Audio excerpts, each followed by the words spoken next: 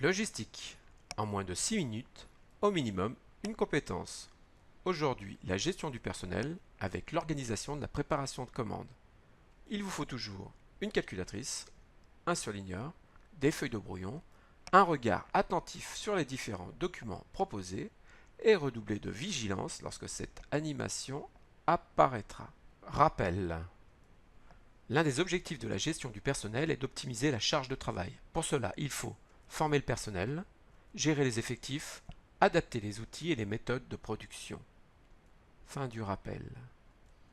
Respiration, concentration, le cas pratique débute.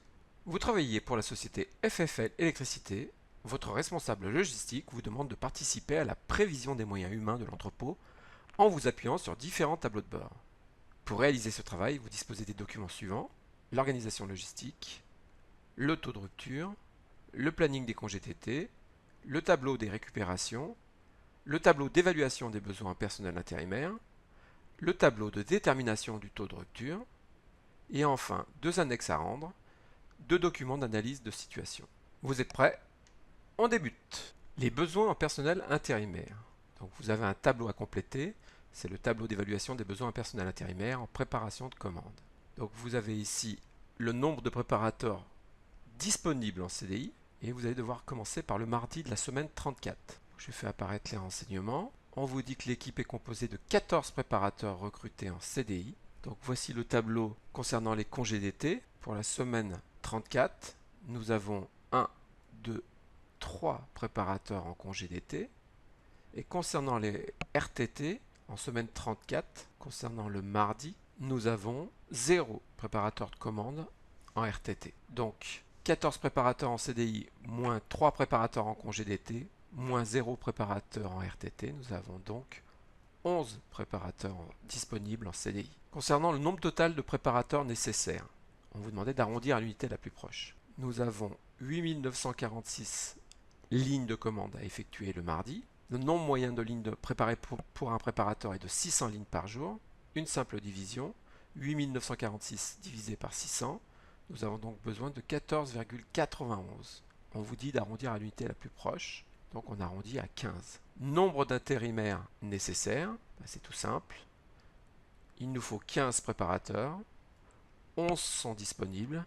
Nous devons donc recruter 15 moins 11, 4 intérimaires. Et vous procédez de la même façon pour les autres jours de la semaine 34 et de la semaine 35. Concernant le taux de rupture en préparation de commande, je fais apparaître le tableau. Nombre de ruptures. Alors, vous aviez tout dans l'énoncé, était indiqué que le nombre de ruptures, c'est le nombre de lignes prévues moins le nombre de lignes servies.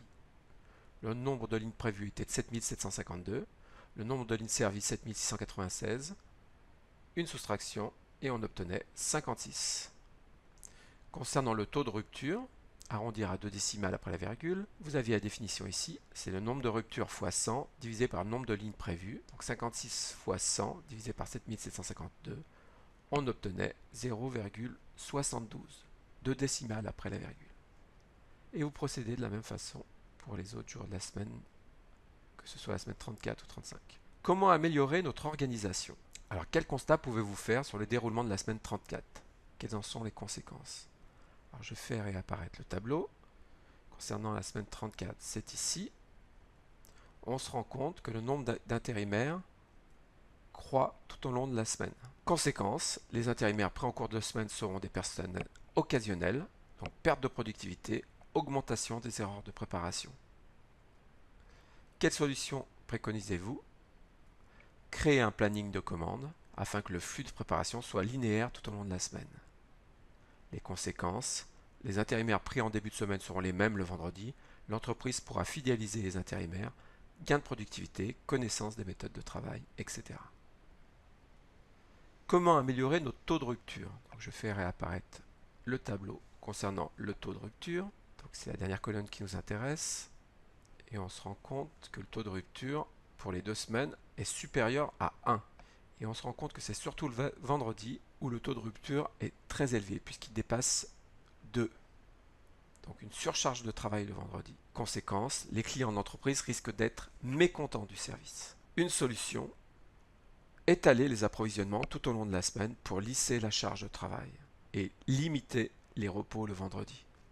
Merci pour votre écoute.